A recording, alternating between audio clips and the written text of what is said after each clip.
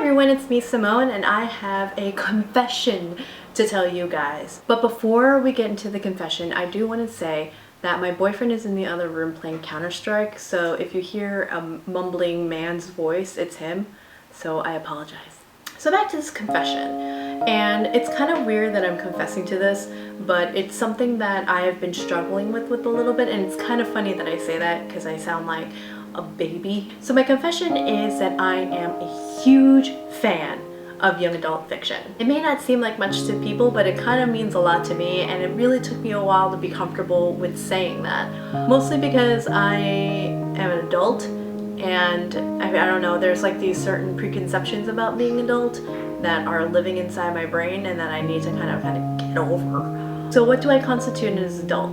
It has nothing to do with age. So you're not an adult when you're 18. Yay, I can vote and I can smoke. 21. Yay, I can drink. Or 30. Yay, I'm 29 plus 1. I feel that you're an adult when you are able to take on a certain amount of responsibility. And I kind of put this up against the amount of permission you ask from your parents. For example, things like asking permission to use the car.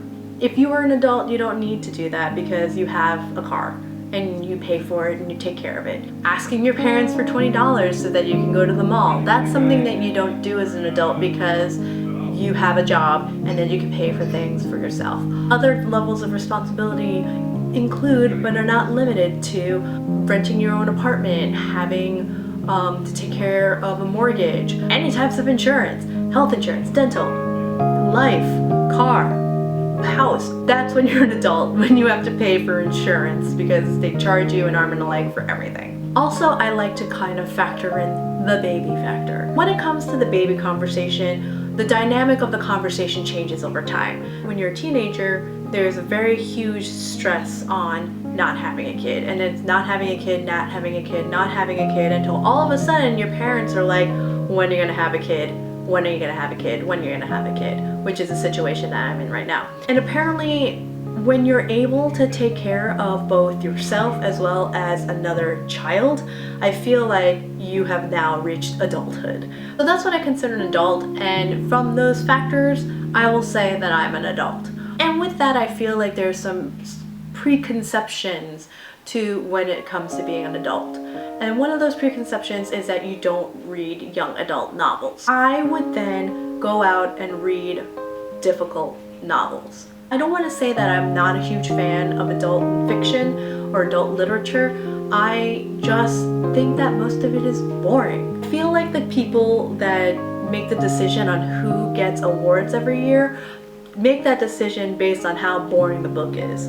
Almost every book that I've read that has a stamp of some sort on the cover of it has kind of bored me to tears. Or the story is so complex and I'm just like, oh my god, get to the point. With young adult, it's a little bit different. It's like almost walking into Willy Wonka's chocolate factory and you have the plethora of genres that you can read. You can choose what you want, you can enjoy it. It's just like a huge world. Back when I was a kid and back when I was a teenager, we didn't have as many young adult novels as we have today. I think like the only ones that I really got into were like Goosebumps, The Babysitter's Club, Animorphs. That's another one.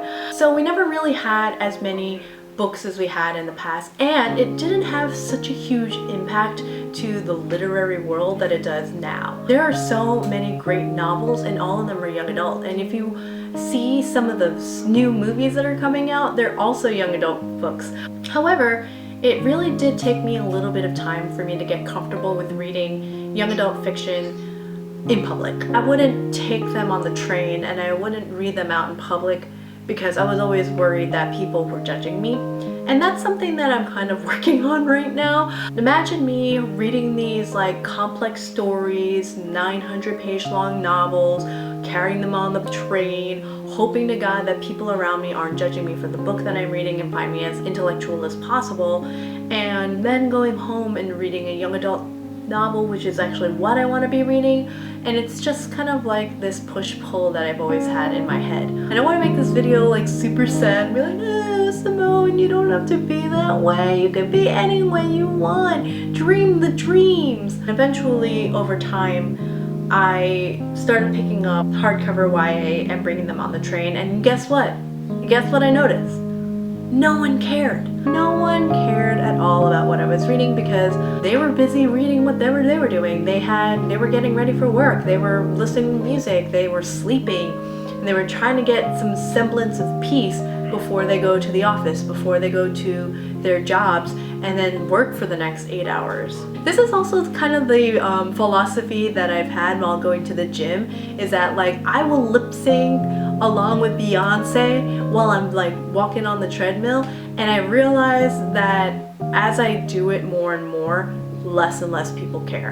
And there's probably one person over there thinking like, holy crap, what the fudge is she doing? But ultimately everyone else is too busy working out to care about what you're doing. Seriously, the things that you worried about in high school follow you on for the rest of your life unless you do something about it. So that's what I did. I decided that I was not going to be ashamed about reading YA in public, and I was going to be that YA book loving adult. And you know what's really funny is that there are actually a lot of adults that read YA, that read young adult fiction, and they're not ashamed of it. There's like a ton of people that go out and read adult fiction, and there's even like people that are super duper proud of it, and I want to be one of those people too. I will go on Tumblr and I will see like these great adult YA people, YA people, and I would just be really inspired by them and their want to read YA and love YA and like